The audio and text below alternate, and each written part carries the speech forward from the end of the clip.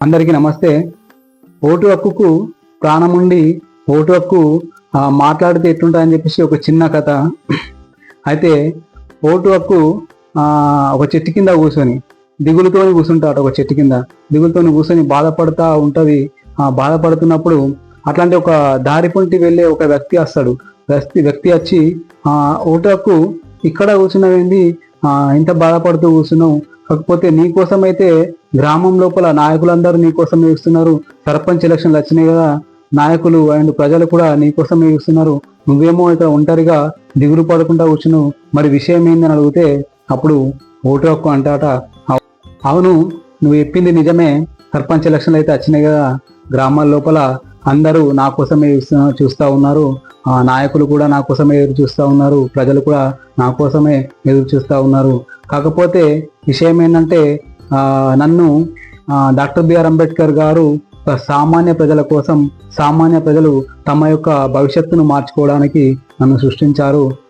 ఎలాగంటే ఒక సమర్థవంతమైన నాయకుడిని ఎన్నుకుంటే సమర్థవంతమైన పాలన అనేది ప్రతి ఒక్క ప్రజలకు, ప్రతి ఒక్క పౌరునికి చేరుతుందని చెప్పేసి నన్ను సృష్టించారు.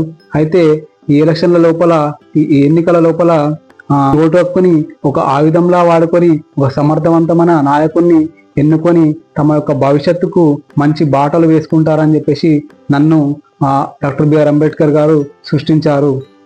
అయితే ఈ ప్రజలు నన్ను ఒక డబ్బుకు అమ్ముడుపోయే వస్తువులాగానే చూస్తున్నారు తప్ప నన్ను ఒక ఆయుధంలా, అంటే వాళ్ళ భవిష్యత్తుని మార్చే ఒక ఆయుధంలా మాత్రం నన్ను చూడడం లేదు. అందుకనే నాకు చాలా బాధగా ఉంది.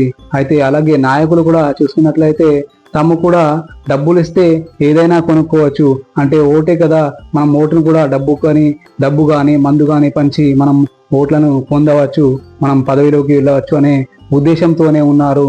అయితే ఓటు హక్కు అంటాట, ఓటే నా విజ్ఞప్తి ఏంటంటే మీరు నన్ను ఒక సమర్థవంతంగా వాడకపోయినా పర్వాలేదు, కాకపోతే నన్ను ఒక మందుకు డబ్బుకు అమ్మేసి నా యొక్క విలువను తగ్గించవద్దు. అందరూ ఈ కథనైతే విన్నారు కదా, ఓటు హక్కు తన యొక్క బాధని ఆ వ్యక్తితోని ఎలా చెప్పిందనేది అందరైతే ఈ కథ లోపల విన్నారనుకుంటున్నాను. అయితే మనం కూడా డాక్టర్ బిఆర్ అంబేద్కర్ గారు ఇచ్చినటువంటి ఈ ఓటు హక్కుని ఒక ఆయుధంలా వాడుకొని సమర్థవంతమైన నాయకుడిని ఎన్నుకునే ప్రయత్నం అయితే చేయవలసిందిగా మన యొక్క ప్రయత్నం చేసి ఈ ఓటు హక్కు యొక్క విలువని కాపాడుకుంటూ, మన ప్రజాస్వామ్యాన్ని కాపాడుకుంటూ ఆయుధాన్ని, అంటే డాక్టర్ బిఆర్ అంబేద్కర్ గారు ఇచ్చినటువంటి ఆయుధాన్ని వాడుకొని సమర్థవంతమైన నాయకుడిని ఎన్నుకోవడానికి ఈ ఓటు హక్కుని వినియోగించుకుంటారని అనుకుంటున్నాను.